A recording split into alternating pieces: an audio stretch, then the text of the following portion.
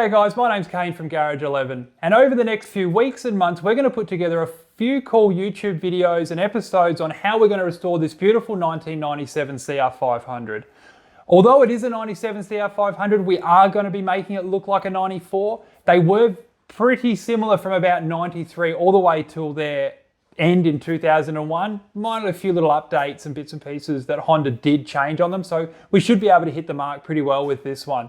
A lot of you keen-eyed viewers will be able to see the differences between the later ones and the earlier ones that we won't be able to achieve, but for all in all, it'll look amazing.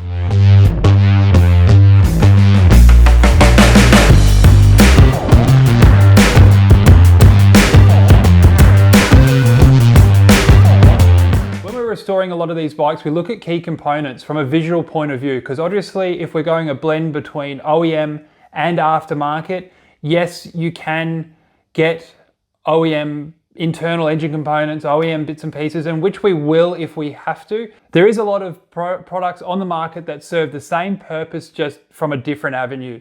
So looking at doing in all OEM internal engine components can sometimes be extremely costly, and it can take a while to find them if they're no longer available. You have to look through collectors and other people and companies or bike shops that have dissolved, that there's stuff left over. So we're going to try and look at using a lot of some aftermarket parts for this particular build.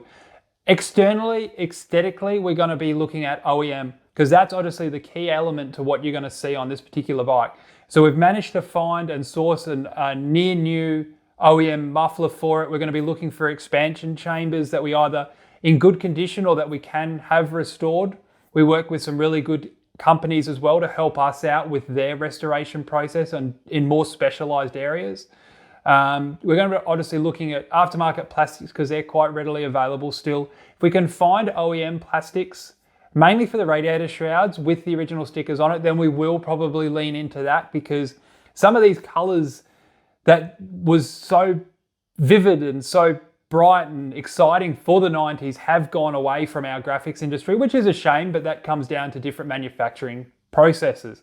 So if you can find OEM new old stock graphics and things like that, it definitely brings that excitement that the 90s brought out in one of these restorations. So some of that stuff we will look. We've got contacts in Europe, Dubai and other areas of the world that we can lean on to try and find some of that sort of stuff.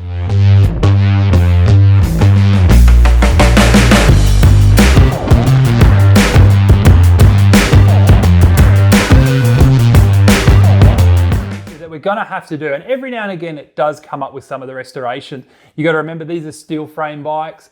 They're 25 plus years old. They've generally had a hard life. A motocross bike is good for about 3 years in the commercial world. So these things are getting quite on. So this particular bike, we're probably going to have to look at.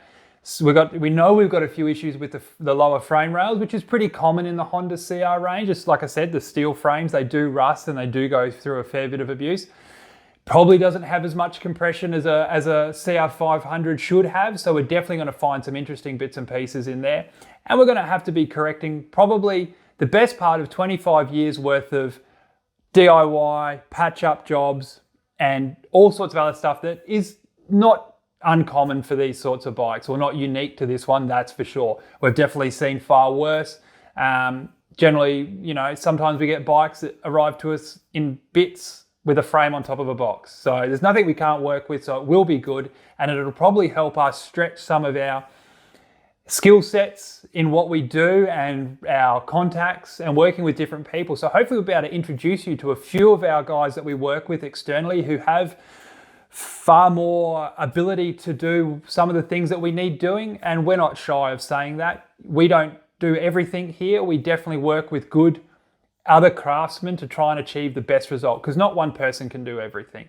So when we're looking at the frame, we've got a really good guy who we work with frames with. We've got a really good exhaust restoration guy. We've actually got an engineer on board that helps us out making a lot of different key decisions and looking at frame structure and all that sort of stuff. So we may get him in for a few guest spots as well to explain some of the different bits and pieces. If that's what people are looking for and they're happy to sit down and they've got that engineering interest in it, then we will take it down that path and just cover some of the key things and maybe try and debunk some of the myths that get around when we do talk about frames and repairing them and how they should be repaired. Everyone's got their own ideas and we have ours. So let's see what sort of exciting stuff that this bike can bring for us.